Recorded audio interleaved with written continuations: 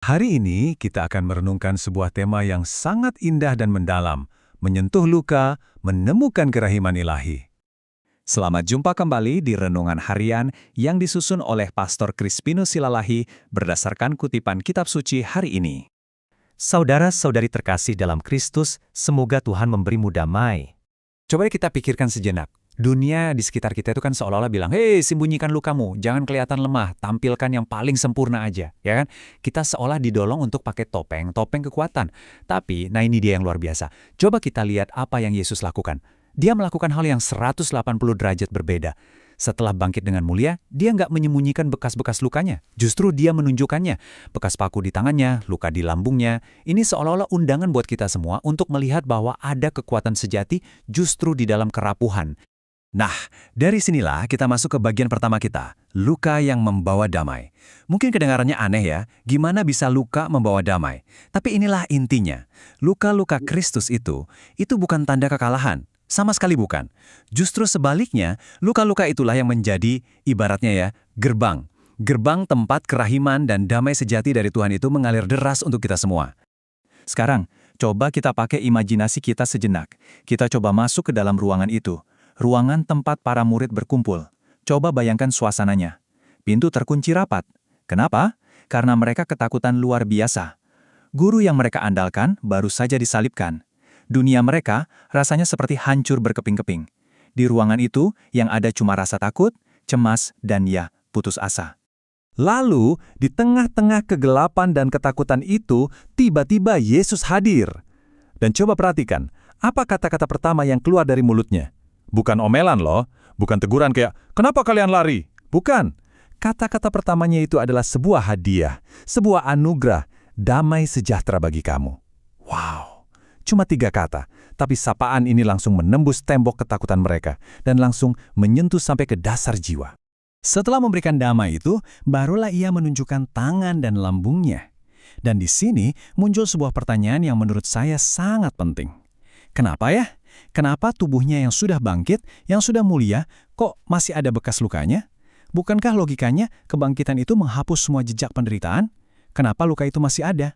Jawabannya ternyata jauh lebih dalam dan indah dari yang kita bayangkan. Luka-luka itu bukan sisa-sisa kekalahan, bukan. Itu adalah ibaratnya meterai abadi cintanya. Tanda permanen dari sebuah pengorbanan yang tidak pernah dia sesali.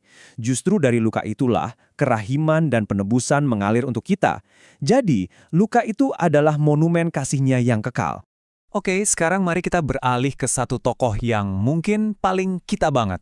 Siapa lagi kalau bukan Thomas? Seringkali kita dengar kisahnya dan langsung mikir, Thomas yang nggak percaya. Tapi tunggu dulu, kisahnya itu bukan cuma soal kegagalan iman. Ini soal keraguan yang justru bisa menyembuhkan. Yuk, kita coba lihat lebih dalam. Karena pengalamannya ini sangat relevan buat kita. Coba deh, kita jujur sama diri kita sendiri. Pernah nggak kita ada di posisi Thomas? Saat hidup lagi berat-beratnya, entah karena masalah keuangan, sakit penyakit, atau hubungan yang lagi berantakan, pernah nggak kita dalam hati teriak, "Tuhan, Engkau di mana sih? Tunjukin dong kuasamu." Nah, kan? Keraguan Thomas itu ya cerminan keraguan kita semua. Dan soal keraguan ini, ada satu pemikiran yang keren banget dari Santo Gregorius Agung. Beliau bilang, keraguan Thomas itu ternyata jauh lebih menyembuhkan bagi iman kita daripada imannya para rasul yang langsung percaya. Kok bisa? Nah, karena lewat keraguan Thomas, kita jadi saksi betapa sabarnya Tuhan itu. Dia nggak marah loh, dia nggak menghakimi. Justru dia mengundang, "Sini, mendekatlah, sentuhlah." Dan bisa Anda bayangkan momen itu, saat Thomas akhirnya menyentuh luka itu, boom! Seluruh tembok keraguannya runtuh seketika. Dan dari mulutnya keluar pengakuan iman yang paling dahsyat mungkin di seluruh kitab suci. "Ya Tuhanku dan Allahku." Lihat kan? Pertemuan pribadi dengan luka Kristus itu mengubah segalanya. Kisah Thomas ini bukan cuma cerita dari 2000 tahun yang lalu. Gemanya itu terasa kuat sampai sekarang, bahkan dalam sebuah cerita modern tentang penantian Tuhan di dalam kamar pengakuan. Ini bukti nyata bahwa kerahiman Tuhan itu bukan dongeng, tapi sesuatu yang terjadi di sini dan saat ini. Jadi ada kisah tentang seorang bapak. Selama bertahun-tahun dia nggak berani mengaku dosa. Kenapa? Karena malu. Rasa malu itu jadi seperti pintu terkunci yang mengurung dia, mirip seperti para murid dulu. Dia merasa, dosaku terlalu besar, terlalu kelam, nggak mungkin bisa diampuni. Dia merasa sudah berjalan terlalu jauh dari Tuhan. Tapi suatu hari, dengan sisa-sisa keberanian yang dia punya, dia datang. Dan apa yang dikatakan imam di sana? Kata-katanya sederhana, tapi menusuk sampai ke hati. Bapak, justru Tuhan sudah lama sekali menunggu Bapak di sini. Wow, persis seperti Yesus yang dengan sabar menunggu Thomas, Tuhan pun selalu menunggu kita. Menunggu dengan luka-lukanya yang terbuka lebar sebagai bukti cinta. Gak peduli sejauh apapun kita sudah pergi. Oke, jadi apa inti dari semua ini?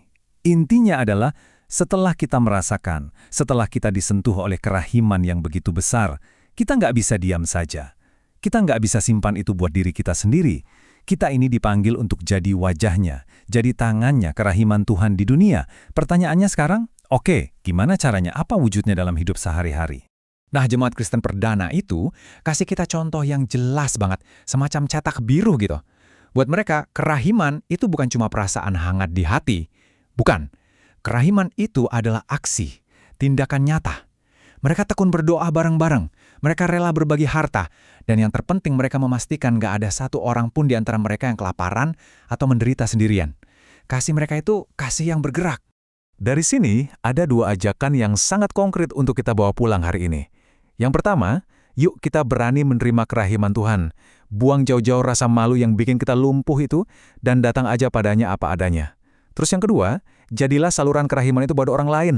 Nggak perlu yang muluk-muluk, coba lakukan hal sederhana. Ampuni seseorang yang pernah menyakiti kita. Sapa teman lama yang mungkin kesepian, atau bagikan sedikit dari apa yang kita punya. Nah, itulah kerahiman dalam tindakan.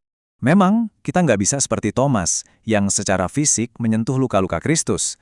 Panggilan kita sekarang ini berbeda, dan mungkin tantangannya lebih dalam. Kita diundang untuk percaya, bahkan ketika kita tidak bisa melihat dengan mata kepala sendiri. Seperti yang Yesus katakan, berbahagialah mereka yang tidak melihat, namun percaya. Dan inilah saudara-saudari, tantangan sekaligus keindahan iman kita. Semoga Tuhan memberi engkau damai dan kebaikan.